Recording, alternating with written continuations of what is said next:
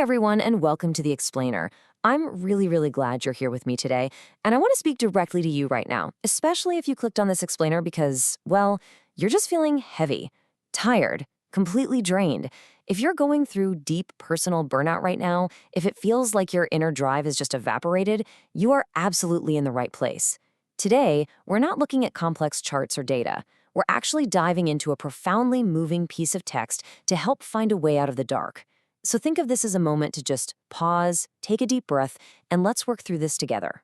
Okay, let's dive into this, because that feeling of lonely frustration, man, it is incredibly real. Maybe you wake up every single morning, you look at the gap between where you are right now and where you so desperately want to be, and it's just exhausting, isn't it?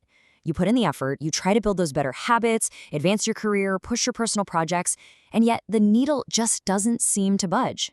We often treat burnout like it just means we need a quick vacation, but sometimes it goes way deeper than that. It's a crisis of spirit. It's the sheer pain of unmet potential.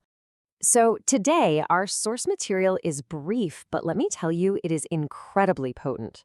It's a brilliant 3-sentence excerpt from the author and philosopher Ayn Rand. And look, regardless of your background or beliefs, these specific words just absolutely nail the universal human struggle with motivation. Over the next few minutes, we're going to do a close reading of this text. We're going to break it down line by line to create a really tangible, practical map that can guide you straight out of the depths of burnout and back into the light. All right, Section 1, The Swamps of Burnout, Where Motivation Dies. To actually solve this problem, we first have to understand exactly where we're trapped. So we're going to start by looking at the text's negative environmental warnings. Listen to the precise geography the text creates right here, the hopeless swamps. Notice it doesn't describe some sudden cliff you fall off or a dramatic explosion of failure. No, it describes a swamp. And a swamp is something you slowly sink into, right? It's murky, it's totally exhausting to wade through, and it drags you down with every single step. This source text perfectly captures the physical and mental feeling of fatigue. Burnout happens when we get stuck in the mud of our daily frustrations. And this brilliantly illustrates the true nature of burnout, because it rarely comes from one massive, definitive failure. Actually, it comes from constantly dwelling in these 3 specific states. First, the not quite. That's like making it to the final interview for your absolute dream job, only to get a generic rejection email. Then there's the not yet. That's the novel you've been outlining for 3 years, but haven't actually written a single chapter for, always telling yourself, oh, I'll do it when I have more time. And finally, the not at all. These are the goals you've secretly just given up on entirely. Living day in and day out in these states of unmet potential, that is exactly what drains your energy. Moving on to Section 2, Protecting Your Irreplaceable Spark, Guarding Your Daily Drive. So now that we know exactly where the danger lies, let's look at the mechanics of how motivation actually dies in those swamps, and more importantly, how we can stop it from happening starting today. I really want you to focus on that word right there, irreplaceable. The text warns us that our drive doesn't just vanish all at once. We give it up incrementally. It happens one tiny, frustrating compromise at a time. It's the spark you lose when you hit snooze for the 3rd time instead of doing your morning routine. It's the spark that fades when you quietly tell yourself, my idea isn't good enough anyway, instead of pitching it in that meeting. Every single time we let daily frustration win, a spark goes out. And the text reminds us, these sparks are irreplaceable. They are literally your life force. So the crucial point is this. Your inner drive is a precious, finite resource, and it requires active, daily guarding. You really can't just sit around and wait for inspiration to magically strike. You have to protect the fire you already have.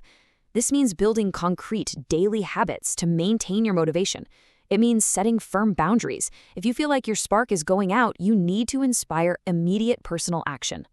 I want you to start with something incredibly small today. Commit to just 10 minutes of reading, or writing one single paragraph, or maybe just sending that one email you've been putting off. Guarding the spark means actively refusing to let today be a not at all day. Which brings us to Section 3, The Hero in Your Soul, Changing Your Identity. Let's shift our focus now from the external environment of the swamp to your internal identity, because how you view yourself in the midst of burnout changes absolutely everything. I just love how deeply empathetic this text is here.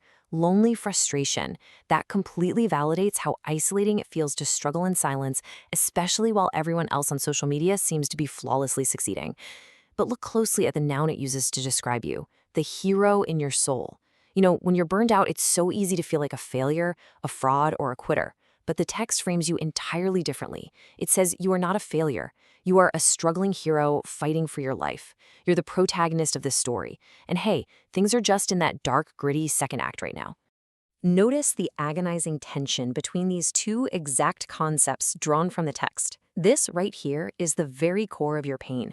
On one side, there is the inherent worth you feel inside, the life you deserved. You know deep down you're capable of more.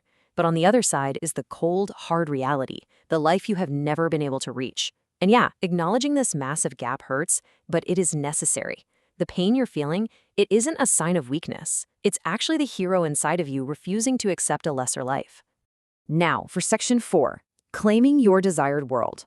Triumphant possibility. Okay, so we've faced the warnings. We've looked at the swamps and the fading sparks. Now we pivot. We move from the text's dire warnings to its ultimate triumphant affirmation of possibility. I really want you to hear these words loud and clear. The world you desire can be won. Notice it doesn't say it's just going to be handed to you. It doesn't say it's going to be easy. It says it can be won. It's a battle, and victory is absolutely on the table. This is the big transition from agonizing over the problem straight into the ultimate solution. Your aspirations aren't just foolish fantasies. They are real territories, and they're just waiting for you to claim them. Let's watch how this sequence builds, because honestly, it is a masterclass in removing mental blocks.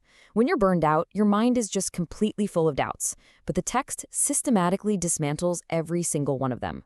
First, it tells you the life you want actually exists. It's not a fairy tale, it is real.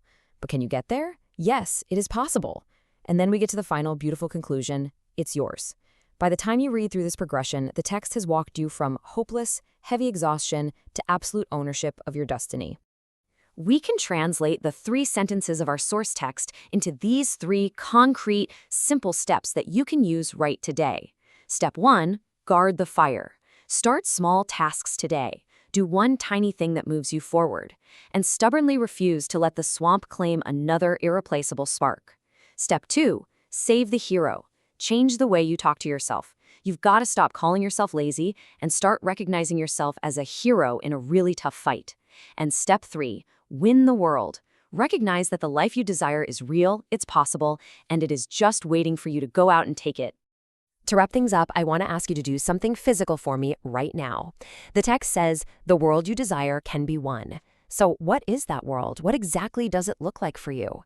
I want you to literally pause this explainer right now, grab a pen and paper, or just open a note on your phone and write down the goals that make up your desired world. Seriously, do not censor yourself. Claim them. If the hero in your soul is going to fight, what exactly are they fighting for? Write it down, protect your spark today, and go win your world. Thank you so much for joining me, and I'll see you next time.